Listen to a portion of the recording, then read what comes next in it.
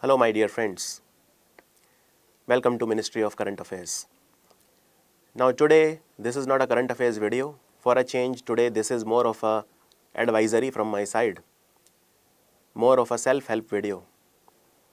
And this video is about stress, especially the stress that comes from studying current affairs. And this video is based on my experience dealing with many students who send me their grievances or who send me their problems.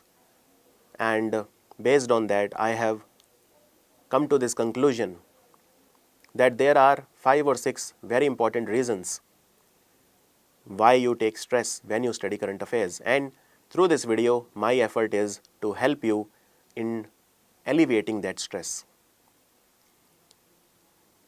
Now, the first reason why students take stress is because they feel that current affairs are so much that they are not able to fathom, they are not able to cover. The sheer expanse or sheer magnitude of current affairs is so large, and a lot of things appear as if they are out of your abilities. For example, a few days back, a girl messaged me that she is not able to memorize the important days. She told me that there are so many important days that despite her best of efforts, she is not able to learn. And she is not wrong. Today we have an important day for everything under the sun. We have a day for TV, for radio. We have a day for all animals, elephants, World Elephant Day, World Jaguar Day, World Cheetah Day, World Lion Day. And we have days for even violence. Now, even different types of violence. Violence because of genocide, violence against women, violence against transgenders, violence against anything and everything. And in such a scenario, it definitely becomes very difficult to learn all of these important days. Similarly, one student messaged me and said that he is not able to learn all the reports that are released by different organizations. There are tons of organizations, and every organization releases a report every now and then. And by the time the exam comes, the number of these reports can be 150, 200, 250, who knows. It can be hugely intimidating. So what to do in such situations? When something you believe is out of your control, something is out of your abilities. Is it even humanly possible to remember 200, 250 days? So my advice would be, if you ever feel you are in such a situation because of any topic. Now for that girl and that boy who messaged me, it was important days and important reports. But for you, it can be anything under the sun. What to do in such case? My advice would be, skip it. Look, in any exam, if you see, first of all, it is not necessary that there is a sectional cutoff. A lot of exams I know, almost 50 to 60%, there is no sectional cutoff. But even if there is one, let's assume IBPS. Now last year, do you know what was the cutoff in IBPS exam for current affairs section, for general awareness section?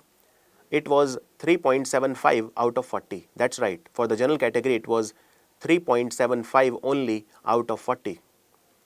And even the year before, it was around 6 to 7. In fact, in the last 6 years, the cutoff for current affairs section in IBPS has never crossed more than 10. Just once in 2017, it was around 11.25 something. But you get my point. You don't have to score 40 out of 40. But it is very, very important for you to be confident going into the exam. Because if you are not confident going into the exam, it is like you have thrown the towel already. You have already conceded defeat. And therefore, it is very important that one day before the exam, you feel very confident in your preparation. And if that means leaving aside or not studying a few things, let it be. If something is out of your abilities, and there can be 1 or 2 things, 3 or 4 things, skip it, but make sure that the remaining things you do as per the best of your abilities, and that will surely help you in increasing your marks. And by the way, you must have realized by now, I'm sure you must have written a lot of exams, you must have realized by now that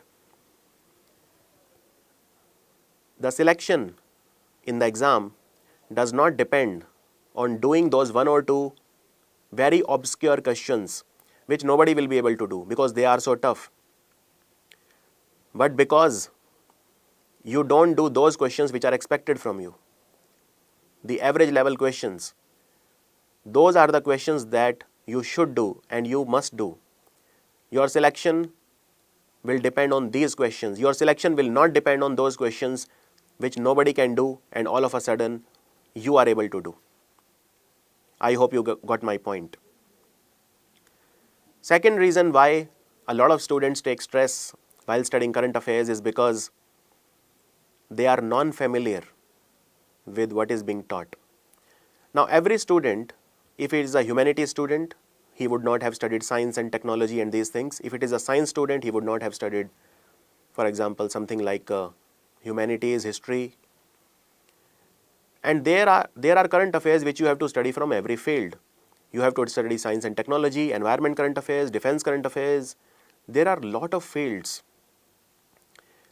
And non-familiarity with a subject often makes us stressful.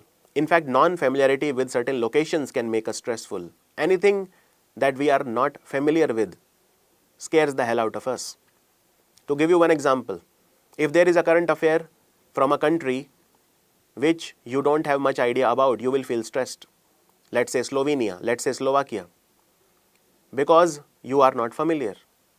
But if there is a current affair from, let's say, Pakistan, you will feel much more confident in absorbing the information.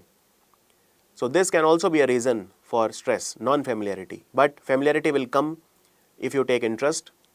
Definitely, it is not something to be scared of or to take stress about. One major reason of taking stress while studying current affairs is you leave the current affairs for the last 1 or last 2 weeks before the exam. And why do we do that? Let's try to analyze that. Let's say your exam is in the month of April and you have started studying in the month of January. Now you can't finish current affairs in January because February hasn't arrived yet. So you will always be thinking like, okay, let's do the current affairs at the end. Let's finish all the other subjects because in any case, I can't finish the current affairs now. I'll have to take up February current affairs when February ends or March current affairs when March ends. And this makes you leave the current affairs till the last week. And what happens? 7 days before the exam or 15 days before the exam, when you start doing current affairs, they become so much that you are not able to do. And a lot of current affairs are very factual in nature. It does not depend on your depth of study. It does not require that depth of study, to be honest. If there is a current affair like who has become the new president of Peru or who has become the new president of Equatorial Guinea, it does not require that much application of brain. All it requires is by hearting things, absorbing things. And that will happen with the amount of repetition and not with the depth of study. You don't need any depth for this. You just need repetition. You need to listen to it again and again. And in such a short time, it may not be possible to listen to one fact again and again, thereby instilling it in our brain, and that will give you stress. So never leave the current affairs till the very end. At least do fortnightly revision or monthly revision. Make sure that you don't have, you are not behind that much. This is one of the major reasons why students take stress. Another reason that I find for your stress is you don't stick to one source. Now, it is a firm advice from my side, always stick to one source or one teacher. Whichever teacher that is, whichever source that is, but always stick to one. Now you will ask me, what if that teacher misses something? Sure, teacher is a human being, he may also miss something. Every teacher tries to give his best. Every teacher tries to be exhaustive, be comprehensive, but at the same time, he may miss 1 or 2 information. But that 1 or 2 information will never be the reason, in my opinion, for your non-selection in the exams. Yes, you might miss 1 or 2 current affairs, that's okay. As I told you, the current affair is never 40 out of 40 or 50 out of 50. It is 1/4 in most cases. At best, it can be 1/3, not more than that. So always stick to one source, because if you don't stick to one source, the magnitude of the content can be very overwhelming for you. It can be very, very overwhelming, and you will never feel confident because you will always feel like you have not been able to complete those sources. Let's say you have 10 sources for current affairs, or you have 5 sources. Let's say 5 sources. Is it possible to do all the 5 sources? Is it possible to revise those 5 sources? A lot of times it is not, and that gives you a lot of stress. So my advice will always be stick to one resource, do your research, try to find the best resource possible or best teacher possible, but stick to that person. And last but not the least, another reason for stress is you don't know where to stop. And that happens especially when you try to study current affairs on your own. For example, recently now 2-3 days back, World Cup has ended, FIFA World Cup. Sure, it is very important from exam point of view. Now, if you try to study on your own, you would not know what to study and what to leave. Just FIFA World Cup you can study in 1 month. There is so much information about it.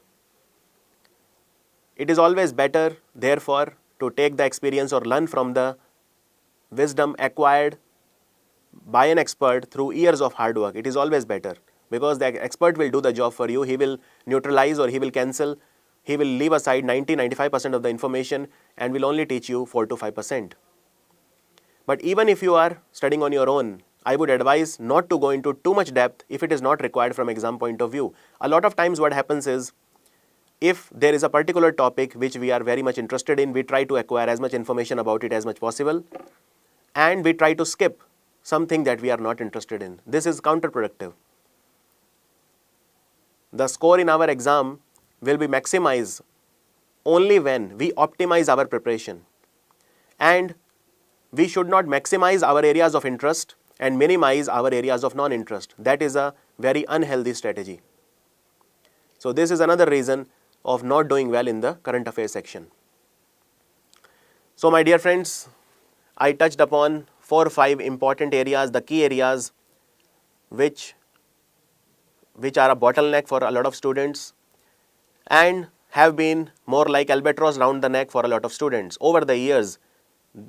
These are some areas, some reasons for failure in the current affairs section. I hope what I said in the video was useful to you. Think about it, ponder over it, and if you have any reasons to add, or if you have any grievances, or if you have any other thoughts on what I said, do put in the comments below. Thank you for watching Ministry of Current Affairs.